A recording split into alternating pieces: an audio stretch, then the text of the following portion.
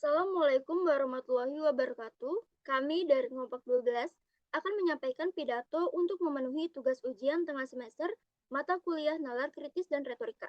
Kami beranggotakan saya Melanie Zahra. Saya Sylvia Stefani. Saya Melin Moharom. Saya Pitaloka Bintang. Assalamualaikum warahmatullahi wabarakatuh. Shalom, namo buddhayo. Salam sejahtera bagi kita semua. Yang kami hormati Bapak Asep Suryana selaku dosen pengampu mata kuliah nalar kritis dan retorika.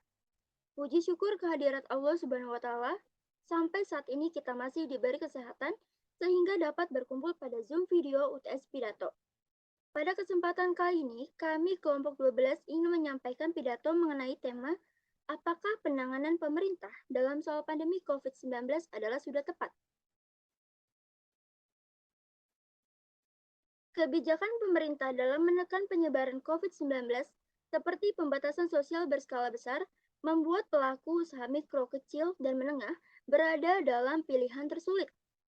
Ketika kita berkaca dari kebijakan PSBB sebelumnya, banyak sektor usaha yang terpukul akibat pembatasan mobilitas masyarakat. Dilansir dari survei yang dilakukan oleh Kata Data Insight Center atau KIC terhadap usaha kecil, mikro, dan menengah atau UMKM di Jabodetabek pada Juni 2020 menemukan bahwa 82,9% UMKM terpukul pandemi. Bahkan 56,8% diantaranya berada dalam kondisi buruk. Hanya 5,9% saja UMKM yang mampu memetik keuntungan. Padahal, seperti yang kita ketahui, bahwa UMKM merupakan tulang punggung perekonomian karena kontribusinya yang besar terhadap produk domestik bruto atau PDB, yakni 60,3% dan menyerap 97% tenaga kerja di Indonesia. Terganggunya aktivitas perekonomian tersebut telah nyata berdampak pada peningkatan pengangguran dan kemiskinan. Ketua Umum Asosiasi UMKM Indonesia atau Akumindo, Ihsan Ingkrutubun mengungkap 30 juta usaha mikro, kecil, dan menengah mengalami bangkrut hingga gulung tikar akibat kebijakan pembatasan sosial di tengah pandemi COVID-19. Menurut Kepala Dinas Tenaga Kerja, Transmigrasi dan Energi DKI Jakarta, selama PSBB tercatat 50.891 pekerja terkena pemutusan hubungan kerja atau PHK dan 272.333.000 pekerja dirumahkan. Adapun berdasarkan data Badan Pusat Statistik per Maret 2020, jumlah penduduk miskin di Jakarta bertambah sebanyak 376.600 jiwa. Bukan hanya pekerja yang di PHK, tetapi pekerja yang sudah bekerja di industri juga terkena dampaknya sekitar 54%, atau secara spesifik, dan dirumahkan sementara itu 90%. Hingga 45% pekerja mengalami pemotongan gaji sebesar 35% selama pembatasan sosial berskala besar. Dari hal ini, belum dapat kita katakan bahwa kebijakan pemerintah dalam menangani pandemi COVID-19 belum bisa membantu perekonomian masyarakat dengan stabil.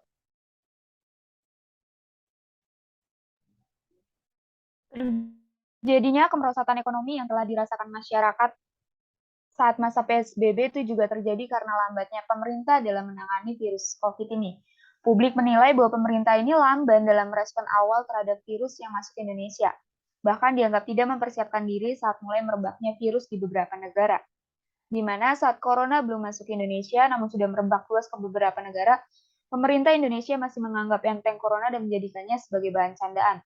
Dibuktikan dengan perkataan Rika Ciptaning saat rapat DPR, bilang bahwa corona kepanjangan dari komunitas Rondo Mempesona, lalu kelakar Menhub juga yang bilang kita kebal corona karena doyan nasi kucing.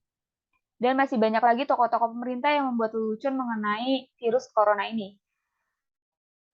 Pada awal Februari, Komisi 9 melakukan sidak di Bandara Soekarno-Hatta dengan mengultimat bahwa ruang kedatangan maupun ruang keberangkatan tidak ada satupun hand sanitizer, padahal saat itu corona sudah merebak.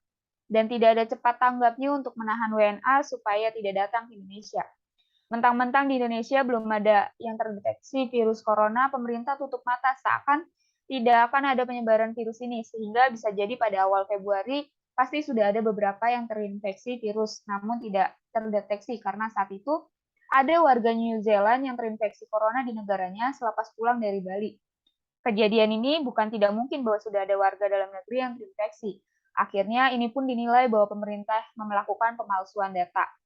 Lalu pernyataan pemerintah dinilai lambat dalam menangani mitigasi pandemi dibuktikan dengan sikap santainya ketika awal munculnya di Indonesia, yaitu kasus pertama pada 2 Maret 2020.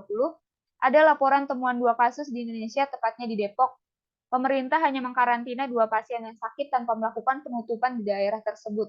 Bahkan saat Pemkot melakukan penyemprotan disinfektan di rumah pasien yang positif, justru malah juru bicara negara mengenai COVID, yaitu Pak Yuri, mengkritik Pemkot Depok bahwa memangnya virus tahu akan garis polisi. Lalu dilanjut, pada tanggal 3, 4, dan 5 Maret tidak ada penemuan kasus baru. 6 Maret ditemukan kasus positif dengan jumlah 2 kasus, dan selanjutnya 7 sampai 12 Maret tidak ada kasus baru. Namun pada 13 Maret langsung terjadi lonjakan hingga 35 kasus baru. Sejak saat itu, kasus corona terus meningkat di Indonesia, barulah protokol-protokol mengenai pendidikan, ekonomi, public transport, kesehatan, dan lain-lain dikeluarkan. Ini juga menjadi alasan mengapa publik menilai bahwa kinerja pemerintah saat ini sangat lambat. Kasus tersebut melonjak yang akhirnya setelah 3.512 kasus, barulah PSBB pertama yaitu di Jakarta tanggal 10 April 2020. Dan itu pun tidak serempak dengan kota-kota lain. Setelah 1 mingguan barulah kota-kota lain menyusul. PSBB ini terus dilakukan berkepanjangan sehingga banyak dari masyarakat protes karena peraturan yang diterapkan ini menyulitkan ekonomi mereka.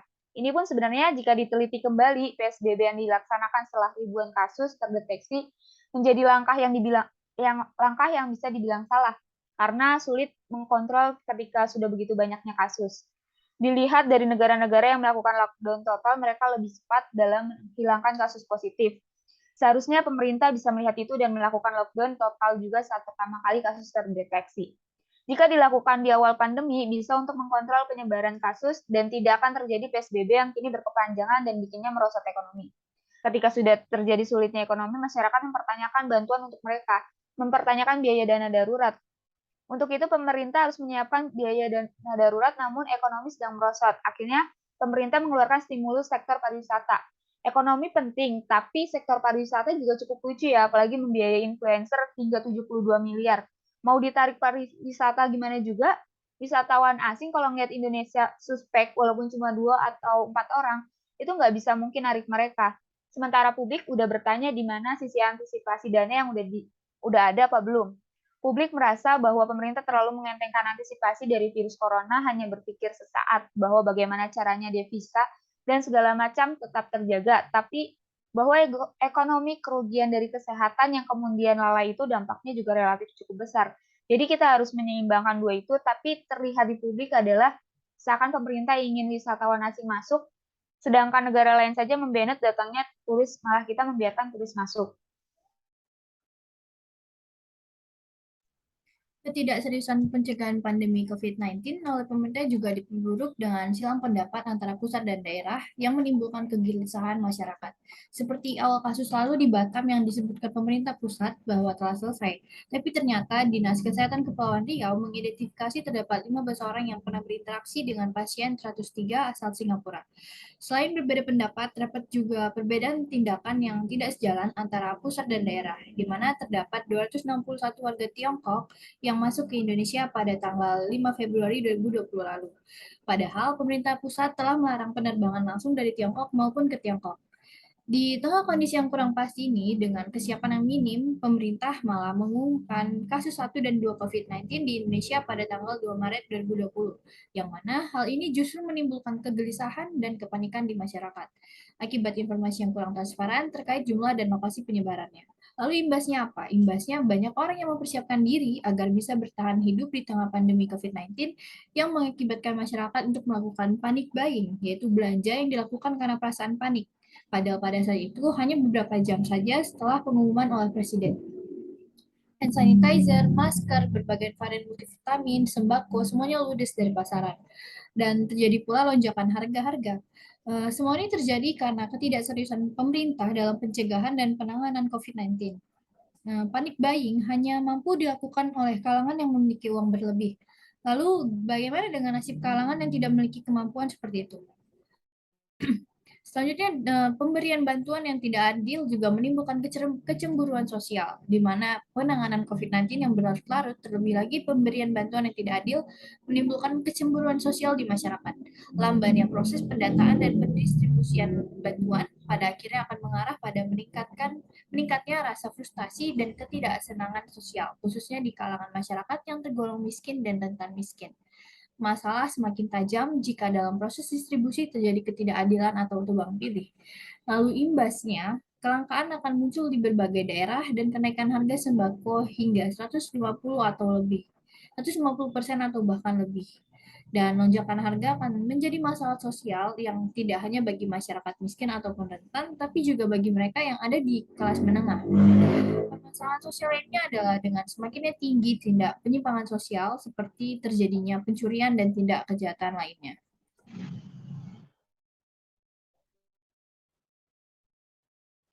Melihat bagaimana situasi dunia sekarang yang sedang diserang oleh virus mematikan ini, membuat kita harus lebih hati-hati untuk menjaga dan merawat diri kita sendiri agar terhindar dari paparan virus corona ini.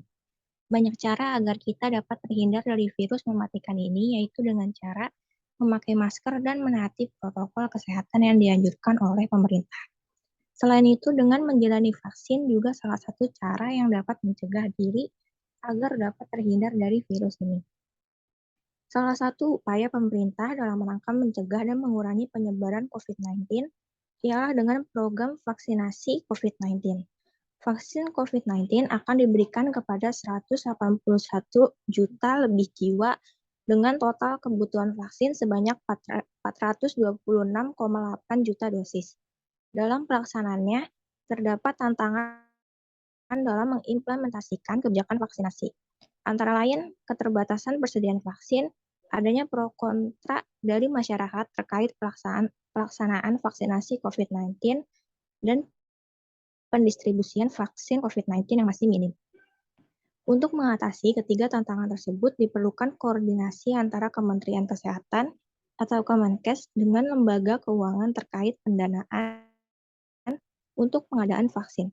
Kemenkes perlu melibatkan pemerintah daerah atau Pemda dalam sosialisasi pelaksanaan vaksinasi COVID-19 dan juga pendistribusian vaksin COVID-19. Namun sayang sekali kita dapat melihat masih terhambatnya pelaksanaan vaksinasi di daerah karena minimnya pihak-pihak yang bertanggung jawab atas implementasinya vaksinasi pada pemerintah daerah dan minimnya pendistribusian vaksin di pemerintah daerah.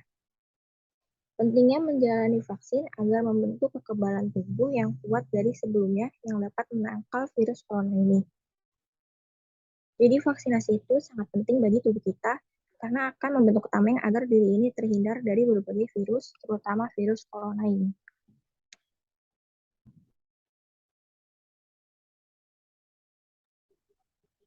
Demikian kiranya yang bisa kami sampaikan mengenai pidato kali ini. Kurang lebihnya kami mohon maaf jika ada salah kata yang terucap.